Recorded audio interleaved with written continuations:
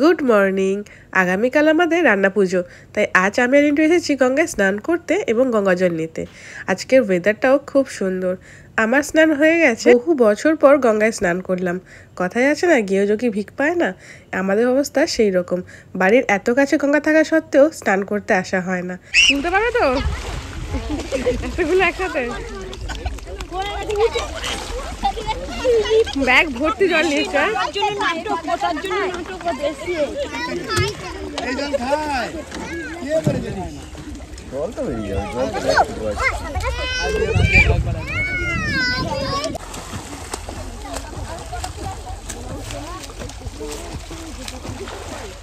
আজ আমাদের রান্না পুজো, আজ আমাদের প্রচুর কাজ, তাই কাজের ফাঁকে যেটুকু সময় পেয়েছি আমি ভিডিও ক্লিপগুলো নেওয়ার চেষ্টা করেছি। আমার গলা শুনে বুঝতেই পারছো যে আমার শরীরটা কতটা খারাপ। ঠিক এই কারণে ভিডিও দিতে এতটা দেরি হয়ে গেছে। এই রান্না পুজোয় সকলের বাড়িতে কিন্তু ভিন্ন ভিন্ন রান্না হয়, কিন্তু কিছু কিছু জিনিস একই থাকে, যেমন ভাজাভুজি, মাছ ভাজা, পায়েস, পিঠে, নারকেলের ছাই। আমাদের যেমন 12 থেকে 13 রকমের ভাজাভুজি, তার সঙ্গে 2 রকমের মাছ ভাজা, চিংড়ি মাছ দিয়ে কুমড়োর তরকারি, ডাল, পায়েস, ছাই এগুলো হয়। আমাদের আগে কচু শাকও হতো, কিন্তু এখন আর একা করে ওঠা যায় না, তাই ওটাকে আর করি না, ওটা ভোগের ভাতের সঙ্গেই দিয়ে দেওয়া হয়। শাশুড়িমা বলতেন আগে নাকি আমাদের কাঁচকলা দিয়ে বরবটি দিয়ে তরকারি হতো, সেটা এখন আর করা হয় না, কারণ একার পক্ষে এতগুলো করা সম্ভব নয়। আর এদিকে এতগুলো মাছ, এখানে 3 রকমের মাছ আছে, ইলিশ মাছ, চিংড়ি মাছ আর রুই মাছ। এগুলো সমস্ত কিন্তু বাবা পরিষ্কার করেছে। মাছগুলো এখনো কাটা হয়নি, বাবা এগুলো ধুয়ে রেখেছে। ইলিশ মাছটা এখন কাটা হবে না, বাবা বললে একটু সন্ধে সন্ধে হবে, তারপর ইলিশ মাছটা কাটবে। আর এই দেখো আমাদের সমস্ত মাছ। এখন বাজে প্রায় সন্ধ্যে 7:30, আর এখন বসবে আমাদের রান্না।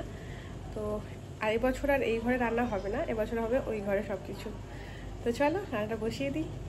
এই নিয়ে 3 বছর হলো ভোগের হাঁড়ির দায়িত্ব মা আমাকে দিয়ে দিয়েছে, তাই আমি যতটুকু পারি নিষ্ঠা ভরে করার চেষ্টা করি। আমাদের ঘরে যখন কাজ হচ্ছিল তখন আমরা এই রান্নাঘরটা ইউজ করতাম, এখন তো আমরা ওখানে শিফট করে গেছি, তাই মাকে বললাম এটা থাক, আমাদের এটা যখন রান্না পুজো হবে তখন আমরা এটা ইউজ করব। আর এটা আমাদের একদম নতুন ওভেন, ভালোই হলো, এই উনুনে আমরা পুজো করতে পারবো।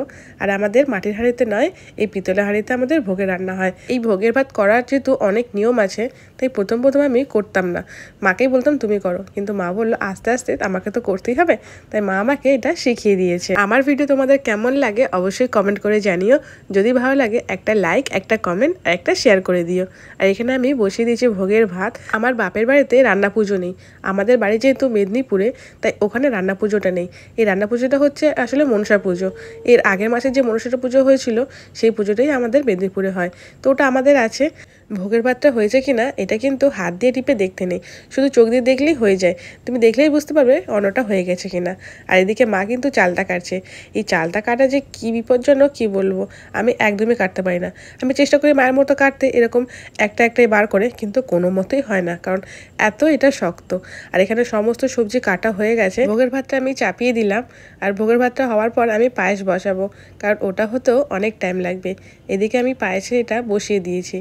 দেখো এই হচ্ছে দুধটা ফুটুক, তারপরে আস্তে আস্তে আমি সব কিছু কিন্তু দেবো। আমার শাশুড়ি মা আমাকে যেভাবে শিখিয়ে দিয়েছে আমি সেভাবে করার চেষ্টা করছি। মা বললো প্রথমে চালটা ধুয়ে ভালো করে ঘি দিয়ে চালটাকে মাখিয়ে নিতে, তো আমি সেটাই করছি। তো এতে নাকি টেস্টটা খুব ভালো হয়, তো ভালো করে ঘি দিয়ে চালটাকে মাখিয়ে নেবো, তারপরে চালটা আমি দেবো।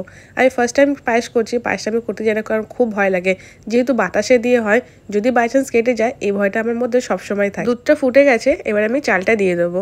চালটা ফুটুক, তারপরে সবার শেষে গ্যাসটা অফ করে তারপরে বাতাসে দেবো। দেখো এখন ফুটছে, এখন অনেক টাইম লাগবে। আর গ্যাসটা অফ করে বাতাসে দিয়ে ভালো করে মিশিয়ে নিচ্ছি। বাতাসা গলে যাওয়ার পর পায়েসকে আমি আবার ফুটিয়েছিলাম, আর সবশেষে কাজু কিশমিশ দিয়েছিলাম, সেই ক্লিপটা নেওয়া হয়নি। এদিকে ননিকেও ঠাকুমা নাচ করতে করতে খাওয়াচ্ছিল। পায়েসের পরে আমি এখন বসাবো ডাল, তো আমি তেলটা একটু বেশি দিয়ে ফেলেছিলাম, আর তারপরে দিয়েছি আমি মৌরি আর তেজপাতা ফোড়ন দিয়ে ডালটা বসিয়ে নিয়েছি। এই ডালটা করতে অনেকটাই টাইম লাগে, যতক্ষণ না শুকনো হচ্ছে খালি নাড়তেই থাকো, হাত কিন্তু ব্যথা হয়ে যায়। আমার মা এদিকে সমস্ত সবজি এক এক করে ভেজে নিচ্ছে। স্কুলে পড়াকালীন ছোটবেলায় এই রান্না পুজো নিয়ে আলাদাই মনের মধ্যে আনন্দ ছিল, কতগুলো বাড়ি খেতে পারবো। খেতাম অল্প অল্প, কিন্তু অনেক বাড়িতে যাওয়া চাই, সেই মজাটা আলাদাই ছিল, কারণ পরের দিন স্কুলে গিয়ে বলতে হবে এতগুলো বাড়িতে রান্না করেছি, সে মজাটাই আলাদা। সেগুলো এখন সব স্মৃতি। কি তাড়াতাড়ি দিনগুলো চলে গেল, দিনগুলো নয় বছরগুলো পেরিয়ে গেল। সত্যি কত তাড়াতাড়ি বছরগুলো পেরিয়ে যায়, তাই ডালটা এখনো শোকায়নি, এখনো ডালটা আরও পুরো শুকনো হবে। আর এদিকে চালটাটাও ফুটছে, এটা ভালো করে সেদ্ধ দেবো, তারপরে চিনি দেবো এর মধ্যে। মায়ের সমস্ত ভাজাভুজি হয়ে গেছে, এমনকি মাছ ভাজাও হয়ে গেছে, কুমড়ো বসে গেছে। তো এরপরে ভাত বসবে। আর এদিকে আমি সমস্ত কিছু করে এখন ছাইটা বসিয়ে নিয়েছি। তো কোনো ক্লিপ আর নিতে পারিনি, কারণ ওদিকে ঘুম পাড়াচ্ছিলাম। তো এরপরে আমাদের ভাত হবে, তারপরে রান্নাটা শেষ হবে। এখন প্রায় রাত 2টো বেজে গেছে। তো এটা হোক। এই হচ্ছে ছাই, আর আমাদের সমস্ত রান্না শেষ। আর এই হচ্ছে আমাদের চোঙা পোড়া। তোমরা এটাকে কী নাম বলো অবশ্যই জানিও। তো আমার শাশুড়ি বলে এটাকে নাকি চোঙা পোড়া বলা হয়। তো আমরা সেটাই বলেছি খেতে। তো এই খাবারটা খেতে আমার খুব ভালো লাগে। ভোর রাতে খাওয়া, এখন প্রায় বাজে ভোর 4টে। আজ হচ্ছে পান্না। আর এদিকে দেখো আমাদের সমস্ত তরকারি ভাজা ভুজি এখানে রাখা আছে। মায়ের এখানে পুজো করাও হয়ে গেছে। আজ আমাদের বাড়িতে অনেক গেস্ট আসবে। তো জানি না কতটা কি ক্লিপ নিতে পারবো। দেখো এখানে সমস্ত রাখা হয়েছে। তো চলো ভিডিও দেখতে থাকো, কেমন লাগলো অবশ্যই কমেন্ট করে জানিও। তোমরা তো এদেরকে চেনো, এরা হচ্ছে ননি স্কুলের বন্ধুর মারা, মানে আমার বন্ধুরা। তো অনেক ভিডিও তোমরা এদেরকে দেখেছো। তো এরপরে আমরা খাবো। আমার সকালে এখনও খাওয়া হয়নি। আর ঋতু এসে গেছে, ঋতু আমি রিন্টু একসঙ্গে খেতে বসবো। তো দেখি নিয়ে নিচ্ছি সকালবেলায় খাবার। তো আজকের ভিডিও কেমন লাগলো অবশ্যই কমেন্ট করে জানিও। এরপরে আর কোনো ক্লিপ আমার নেওয়া হয়নি। যদি ভিডিওটা ভালো লাগে অবশ্যই লাইক কমেন্ট শেয়ার করো। দেখা হচ্ছে পরের ভিডিওয়। টাটা।